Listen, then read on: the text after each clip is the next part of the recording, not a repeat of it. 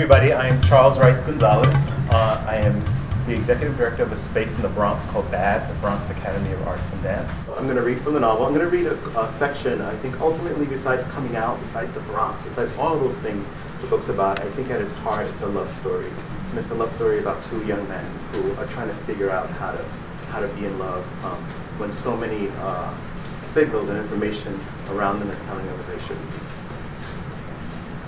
So what has happened up until this point, I'm not going to read from the beginning. There's been a series of false attempts to connect, and Chulito keeps trying to connect with Carlos, that's the name of his love interest, and there's an obstacle, and there's a person, and there's the neighborhood, and there's somebody sitting in front of the car, and there's his buddy, and there's all these obstacles, but they ultimately, this is not giving anything away, they ultimately do connect, and they do get to go out on a date and get to know each other. So I'm going to read a section that takes place about midway through the book.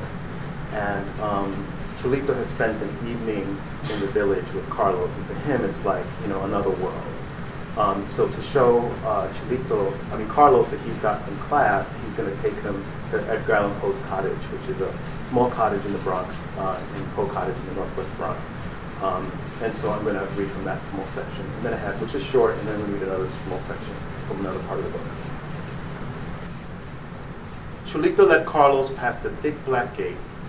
He ran up the painted wooden stairs and held the door open for Carlos. When Chulito shut the door behind them, they were no longer in the center of the Bronx, but in a place far away. The sounds of the park, the radios, the kids, the barking dogs, the whizzing cars were sealed out. The musky scent of damp oak filled the air, and the floorboards groaned and creaked as if they would snap with the weight of each footstep. Chulito watched Carlos look from the small gift case at the entrance containing magnets, Poe Cottage wooden blocks, and brass raven bookmarks to the main room with an old wicker rocking chair and a dark wooden desk that had on its top an open book and a white quill pen below an electric candlestick. Even though Chulito had seen Poe Cottage before, bringing Carlos made him see the house differently. The main room was like the rest of the house in that it was set up as if Poe and his wife Virginia were out for a stroll. A teapot was set on a small table with two ivory cups sitting on matching gold-rimmed saucers, and the cast iron pots in the kitchen were resting on the squat wood-burning stove. Carlos checked out a desk, touching the edges and looking underneath it. Chulito wondered if he was trying to figure out how it was made. Carlos pointed to a room, and Chulito nodded. Carlos climbed over the thick rope and stepped into the room and did a slow 360-degree turn with a chuckle. Chulito realized that that was the first sound either of them had uttered. They had been moving through the house, communicating as if they had discovered the language of Poe Cottage, and all they had to do was look and point. Chulito's heart was beating so hard he thought Carlos could hear it. Carlos walked over to an ornate floor lamp and pulled the cord. The dim light it gave was no match to the setting sun that was fighting to the end. Carlos went to the window. The pattern of the lace curtains made it look as if his face were tattooed. Chulito smiled at the thought of Carlos, the goody-goody college boy with any kind of tattoo. What are you smiling at? Nothing. Well, you. The curtains look like whatever, he said, trailing off, enjoying his private joke. What? Nothing. Check out the sun. It's almost gone. Chulito walked over, stood by him, and felt the temperature in the already warm room rise about 20 degrees. Carlos turned his head to look at Chulito. They were about 2 inches away from each other. Chulito imagined himself jumping back, saying, "Yo, you're invading my space, bro." But he stood there, staring into Carlos's eyes, feeling the heat of the sun, the heat of the room, and the heat from Carlos's body. Thank you, Chulito. I thought you'd like it. I love it. Chulito thought that he should be turning away at that moment, but he didn't. He should be putting on the brakes because he knew where this was heading, but he didn't. He should have been doing a lot of things, but instead, he leaned forward and closed a small gap of space between them, and their lips met. They kissed gently at first, as if their lips were accidentally bumping into each other. And then the small kisses grew longer. Carlos slipped his smooth, velvety tongue into Chulito's mouth. Their tongues swirled slowly, one over the other, and Chulito could taste a bit of the apple that Carlos had been eating earlier. It was the sweetest taste. Chulito reached for Carlos's arms, caressed them, sliding his hands up his shoulders and drawing him close. Carlos slipped his hands behind Chulito's waist, and they gripped each other for dear life. When their chests met, Chulito felt Carlos's heart beating just as hard as his, like two drums conjuring up the most dangerous spirits. The heat continued to rise, and they continued to kiss without coming up for air. It was as if they had dived into an ocean and discovered that they could breathe underwater. As they embraced tighter, Chulito could feel Carlos against him. How many people had kissed in this room, Chulito thought. He didn't know the answer, but if the spirits were watching, he didn't think they'd ever expected two Puerto Rican boys from the South Bronx to be locked in a kiss whose passion challenged that of the setting sun. And kiss they did, defying their neighborhood, defying their macho Latino culture, and embracing each other. Let's hand over that little section. Thank you.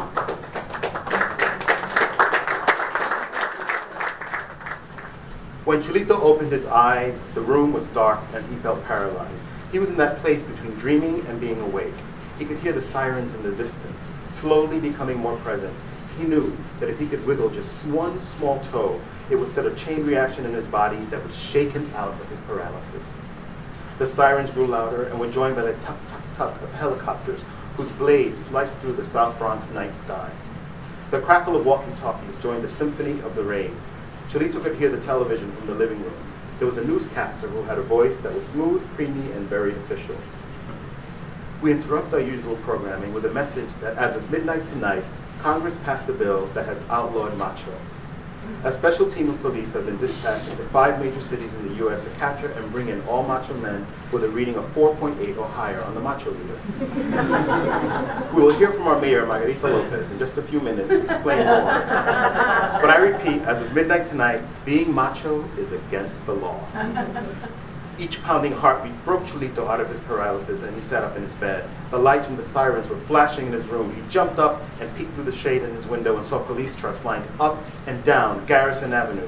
Chulito could hear heavy footsteps running down his hall, voices calling out, "Alberto Sanchez, you have a reading of 6.4, come with us." Men and their boxers and wife beaters were being led into trucks and vans. Papo, Davy, Ching Ching, and Looney Tunes were lined up against the closed auto glass shops and scanned with a handheld gadget that looked like a cell phone.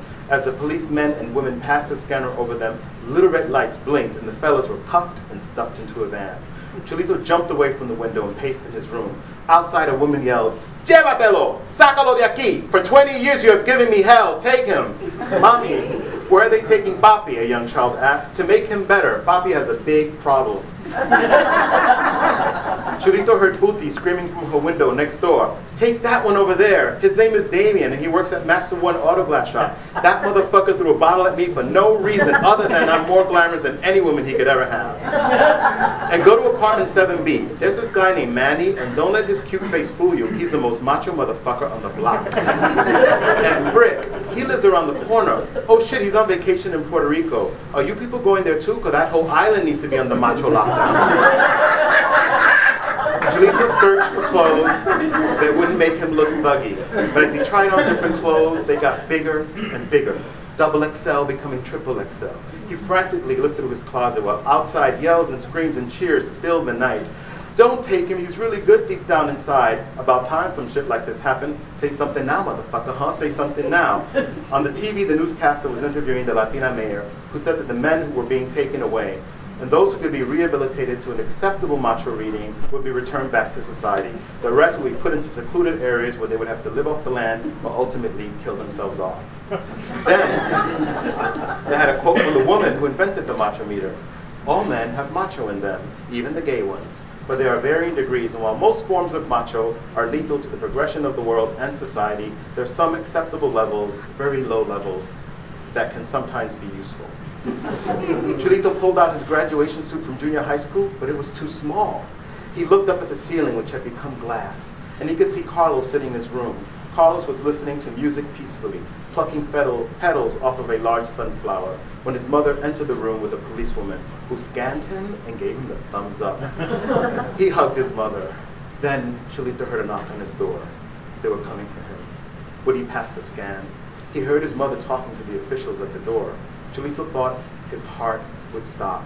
He wouldn't pass the machometer. He would be taken away. He looked up at the ceiling, and Carlos was sitting on the edge of his bed, looking down through the floor at him. The sunflower petals continued to fall, filling the ceiling and obscuring Carlos. He wanted to apologize. He wanted to say that he loved him and that they should run away together. There was a knock on his door. Chulito, his mother called. You awake? Chulito tried to say something to Carlos, to his mother, anything, but his throat was dry and no sounds were coming out. Chulito. He closed his eyes and yelled out, Carlos, Carlos, but nothing. The door handle turned. His mother's face appeared with the official behind her, scanner in hand. Chulito looked up at the ceiling and yelled, Carlos, I love you and I want to be with you on the pier and everywhere. Chulito woke up professing his love to Carlos. Carmen had been knocking on his door. Chulito, open up, are you awake? What are you yelling about? Chulito covered his mouth, realizing that he'd been shouting out loud, and looked up at the ceiling. His face was sweaty, he breathed heavily. Carmen rushed in and sat by him. He resisted her embrace at first, and then gave in. He allowed his mother to hold him for the first time in years. ¿Qué pasa, Chulito? What are you saying about Carlos? Nothing, Ma. It was just a bad dream. Forget about it. Then Chulito held his mother tighter. That's the end of that section. Thank you.